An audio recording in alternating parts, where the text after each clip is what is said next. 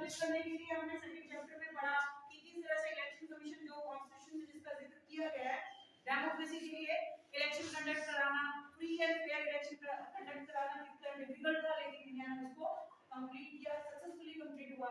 और थर्ड हमारा जो चैलेंज था पूरा इकोनॉमी से रिलेटेड, क्योंकि इंडिया जब ब्रिटिशर्स इंडिया में आए उससे पहले इंडिया की जीडीपी वर्ल्ड की 23% थी, और जब ब्रिटिशर्स गए उस टाइम सिर्फ 3% रह गई थी। तो हमारे देश की इकोनॉमी बहुत ज्यादा कमजोर पड़ गई थी। उसको बेटर करना था, इंप्रूव करना था। हमारे देश की जो सिर्फ आजादी से कुछ नहीं होता है, इकोनॉमिक डेवलपमेंट पे भी फोकस करना था। इसीलिए हमने ये सोचा कि इकोनॉमी को डेवलप करना है, लेकिन उसके लिए क्या तरीका अपनाया जाए, कैसे किया जाए। लगभग 40 करोड़ की पॉपुलेशन थी हमारी, जिसमें मैक्सिमम जो लोग थे वो एग्रीकल्चर पे डिपेंड थे, और एग्रीकल्चर भी हमारी किस पे थी, मौसम पे डिपेंड थी, क्योंकि हमारे पास कोई एडवांस टेक्नोलॉजी नहीं थी। तो इसीलिए हमें अपने इकोनॉमिक डेवलपमेंट पे फोकस करना था। तो उसके लिए उस टाइम गवर्नमेंट ऑफ इंडिया ने प्लानिंग कमीशन एस्टैब्लिश किया। प्लानिंग कमीशन एस्टैब्लिश करने के मामले में भी डिस्कशन में दो मॉडल सोचने पड़े कि क्या डिसाइड किया जाए, क्योंकि वर्ल्ड लेवल पे उस टाइम सुपर पावर यूएसएसआर और यूएसए, वहां पे दो मॉडल यूज हो रहे थे। यूएसएसआर में जहां सोवियत सोशलिस्ट मॉडल था, जिसमें कि ज्यादातर रिसोर्स का कंट्रोल किस पे था, गवर्नमेंट का और फेडरल स्टेट के कांसेप्ट को लेके वो चल रहे थे। और जहां यूएस और यूरोप है, वहां पे था लिबरल कैपिटलिज्म।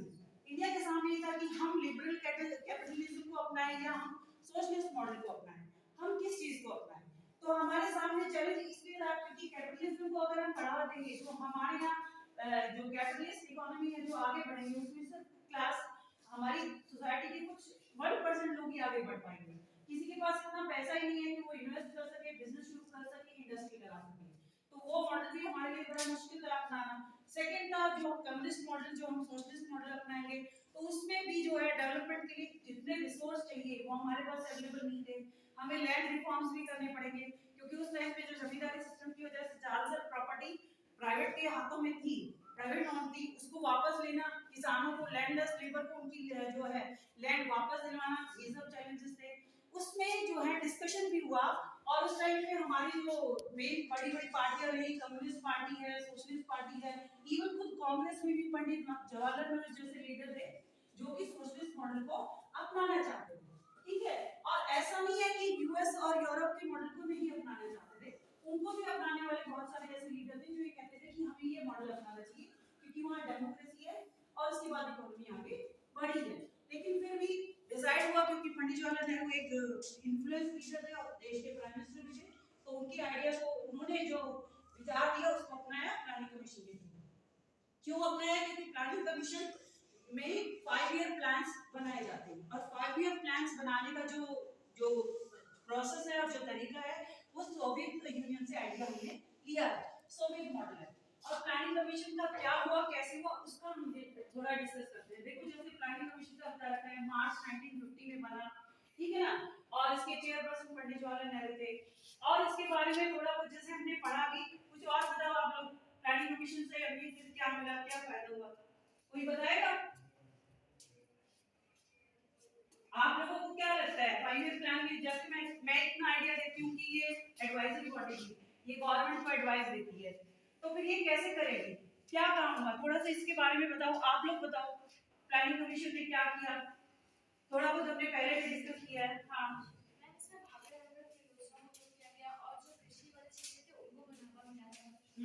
ठीक है, और बताओ भाई, हमने पहले भी थोड़ा बहुत चैप्टर को डिस्कस किया है, तो ऐसे ही कंटिन्यूटी में ही तो चैप्टर याद होता है, एक बार में वो चीज नहीं होती। जो पढ़ा है उसको कनेक्ट करो, कनेक्टिविटी करनी चाहिए।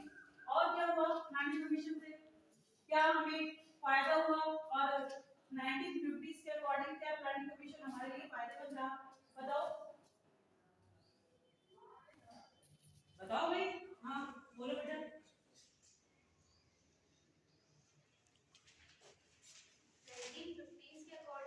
कमीशन ने बहुत सारे डेवलपमेंट के प्लान्स तो दिए थे, लेकिन फिर इसको लेटर ऑन चेंज कर दिया गया क्योंकि ज्यादा इफेक्टिव नहीं लगा। तुरंत कब चेंज हुआ, कौन से ईयर में चेंज हुआ? ये 2015 तो तुरंत तो चेंज नहीं हुआ,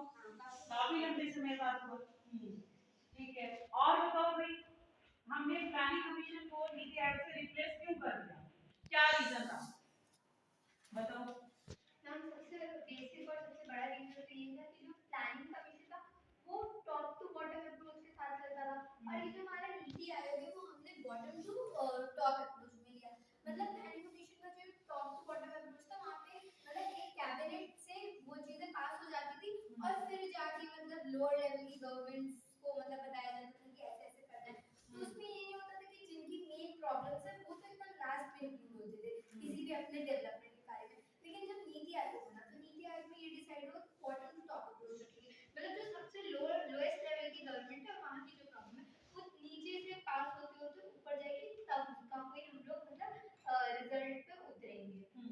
ठीक है, हाँ बताओ बेटा। और मैम दूसरा ये भी था कि ये 5 ईयर की प्लानिंग किया करता था। इसमें क्या हो रहा है कि इंडिया की पॉपुलेशन है वो इतनी जल्दी इंक्रीज हो रही है कि 5 ईयर प्लानिंग ज्यादा इफेक्टिव नहीं हो रही है इंडिया में। तो ये जो नीति आयोग था ये 1 ईयर प्लानिंग लेके चलता था, तो एक साल में ये प्लान किया करता था, इसलिए ये नीति आयोग भी थोड़ा प्लानिंग कमीशन से ज्यादा बेहतर माना गया।